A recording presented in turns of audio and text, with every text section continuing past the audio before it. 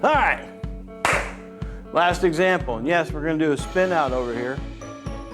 This is bird's eye view. Okay, like you're an eagle in the sky looking down the ground. This is a curved roadway right here. And there you are in your hot little car. Yes, I looked up the information for a Mustang, okay? A nice Mustang. So the mass of a Mustang is 1,590 kilograms, depending on the options that you get. And what we're gonna do is, this is gonna be a flat road. It's at a curve, and the curve has got a radius of 30 meters. And at 20.1 meters per second, which I converted that actually is about 45 miles an hour. So I want to make this kind of practical for you. But this is flat. This is not a banked curve. You know, we're not talking about a banked curve. We're talking about making a curve on a flat road, okay? In part C, I'm going to leave that off for now because something surprising is going to happen, and I'm going to show you how to calculate that. I don't want to spoil the fun or freak you out, however you want to look at it. So, first thing we're going to do is find the centripetal acceleration of this car. So your Mustang is kind of whipping around this curve over here, and it's got a radius of 30 meters. And by the way, just so you know, civil engineers are the people who have to calculate this kind of stuff. Okay, when they figure out the radius of curve of a exit ramp or a curve around a hill or whatever they're doing, and they have to figure out how much to bank the curve and stuff, that's always the civil engineers that do that kind of thing. So if you'd like to work outside and you like math and physics and stuff, you'd probably be a civil engineer there. Okay, anyways, side note. So centripetal acceleration, part A. We're going to find the centripetal acceleration, and our formula over there is take the tangential velocity divided by the radius. Now, how do I know the tangential velocity is the speed of the car? Well, the speed of the car is the actual velocity at that instant was going straight forward, before it was making a turn. And that would be the speed that the car is actually going forward. So that's the same velocity. So it's 20.1 or 45 miles an hour. So here we go. We have this tangential velocity of 20.1. Don't forget to square that puppy. Divided by the radius, which is 30. And here we go. See, did I already do that calculation? I did. I got 13.5. So 13.5 meters per second squared is the acceleration. Just over about 1 1/3 G's, okay? As far as compared to gravity goes. Which is part of the reason why you're making the curve, why you feel that pull, you know? You kind of want to slide, or your book slide across the seat, okay? As 13.5. Now, part B. What is the centripetal force? Easy peasy, right? Just take the mass of that Mustang, multiply it by the centripetal acceleration we just found. Man, this is easy stuff, right? This ain't too bad. So 1950 times 13.5 is 21,465. Excuse me, I had a little burp there. So, there is the force, the centripetal force, excuse me, not the force of centripetal. The centripetal force is 21,465 newtons. That's how much force it takes. That's how much force it takes to hold that Mustang and keep it in a curve as it goes around. Okay, it takes 21,465 newtons of force to pull that Mustang and hold it around the curve. Now, remember I told you in the last example, something always provides or acts as the centripetal force. There's no mystical centripetal force. And by the way, just so you know, there's no such thing as a centrifugal force either. Because people go around the curve and they say, well, I could feel something pulling me to the outside of it. No, that's not a force pulling you out that way. That's Newton's first law. As you pull your car around the curve, you and everything in your car wants to keep going in a straight line. And that's what you feel pulling you to the outside is Newton's first law. No such thing as centrifugal. Okay? So, what is acting as our centripetal force?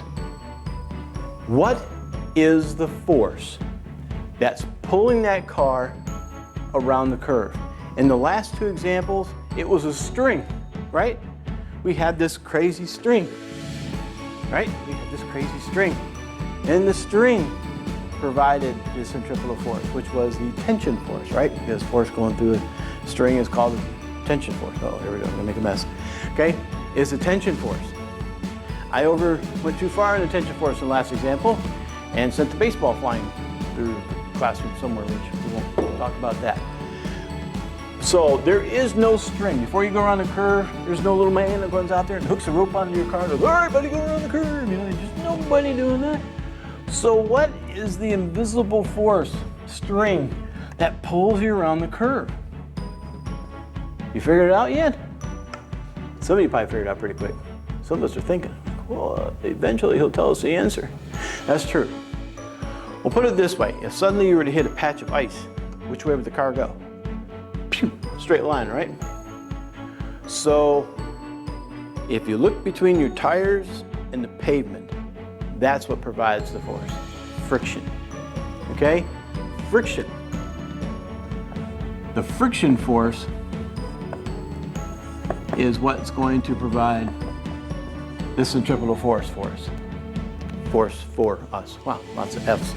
Careful when you use a lot of F. Okay? So in this case, instead of being a tension force in the string, on this one, it's friction between the tires and the ground. That's what's going to provide this centripetal force. Let's do this is not going to look like a Mustang, sorry. Let's see here.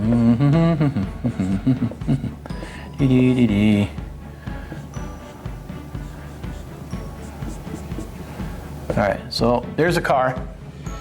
Okay, I'm sure it looks just like a Mustang, doesn't it? Not in this lifetime, Shemeki, now.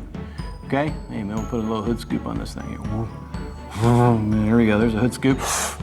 Okay, the point of no return. Anyways, and then here's the road down here, and there's the tires. And there goes the pin. Just gotta make sure gravity's still working once in a while. And the car is going around the curve, so the force of friction, or the centripetal force, it's pointing right there to that center. So that centripetal force right there is the force of friction. So that is pulling toward the center, 30 meters away over here somewhere. So it's that friction between the tires and the wheel, between the tires and the pavement. That friction force right there, between all four wheels, that's what's providing the centripetal force right there, okay? So, now the surprise. Oh, you're gonna love me for this. No cussing, right? Turns out, when we went around that curve at 45 miles an hour, it might have been raining outside, okay? And probably somebody wasn't paying attention, was mowing the grass over here. And you know the new rule says you're not supposed to discharge your grass onto the street because it creates hazardous road conditions. Cut grass is actually pretty slippery, okay? So if you combine that with a little bit of rain, this lane right here is like really slick, okay? It's really slick. So at 45 miles an hour, we came around this curve and we just started losing traction, okay? In other words, it just started to, this was the phrase you remember, it just began to pop loose from the ground. Oh, I remember that. That's the phrase he used for the static friction force. Okay, the static friction force. So, right at 45 miles an hour, if we just start losing traction a little bit, that means we're right at that point where we're going to start to not stay balanced anymore, right? So that means we are right at, that force right there is right at the force of static friction right there, okay? So this friction force right here, if we're starting to break loose from the ground, that's actually the static friction force. So part C, here's the part you're gonna love. We're gonna be able to calculate the coefficient of static friction. What? Are you nuts? Are you crazy? Well, yeah, a little bit, but it's not that bad. Okay, it's not that bad. We already know what the force of centripetal force is. We know that the force of static friction is providing that for us. So all we got to do is stick this into the friction formula. All right? That's all we got to do. This is just the static friction. So this is the coefficient of static friction. So, do you know what this is? Yes, it's 21,465. If I was a good teacher, I'd have rounded it up to 3 significant digits, but I didn't. So, bad teacher. All right, we're looking for mu s, right? Remember? Mu s, and we need to find the normal force. Well, take a look at your car over here. The road is flat, right? So remember, we've got weight pulling down this way. And the road, thank goodness, is flat. So our normal force is pulling straight up. It's going to be equal and opposite because we don't want our car accelerating straight up in the air or down into the ground. So these two got to be balanced. So if we calculate the weight, then we'll know what the normal force is, just like we've been doing here. So let's hurry up and calculate the weight. Quit talking, Skanky. The mass is 1590. I'm going to multiply that by gravity to get the weight of our Mustang,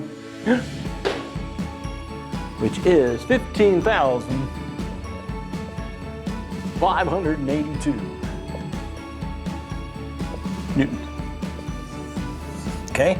Now remember, we've done this before many times.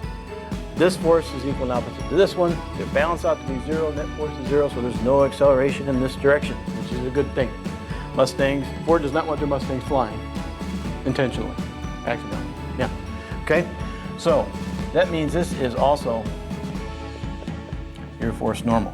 I can prove that to you and go through the whole net force thing again, but I think you've seen that enough times to start moaning and rolling your eyes and stuff, so I'm not gonna subject you to that. So our normal force over here is 15,582 newtons. So we're going to divide both sides by 15,582. Whew, can't write it fast enough. It's getting exciting. That way this one cancels. See, that really wasn't that bad. The math isn't that bad. It's just the logic behind understanding. And that, my friends, is the real physics. This is just math. Okay? That's just math. But the physics behind it helps you realize what is equal to what, so you know what numbers belong where. That's the physics part of it. Okay, that's the important part I really want you to see. So 21,465 divided by the weight of the car gives us a whopping 1.38. So the coefficient of static friction between the tires and the road, concrete, asphalt, whatever it is 1.38. Remember, there's no units after coefficient of friction. Wow. Man, I'd be understating it to say that this was fun, because this is fun. This is fun stuff. So keep in mind, okay, we have centripetal force. One time it was a string. This time it was friction providing it. In the next module, we're going to like gravity, okay? Because when the Earth goes around, right? When the Earth goes around the sun, there's some sort of string that keeps us in orbit around the sun. What's provide that string? Gravity, okay? Gravity is going to do it.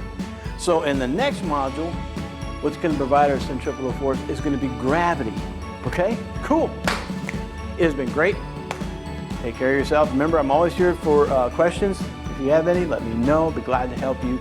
Tune in for Zoom. Tune in for the labs. Have some fun. Remember to take care of yourself, and remember to take care of your family. See you later.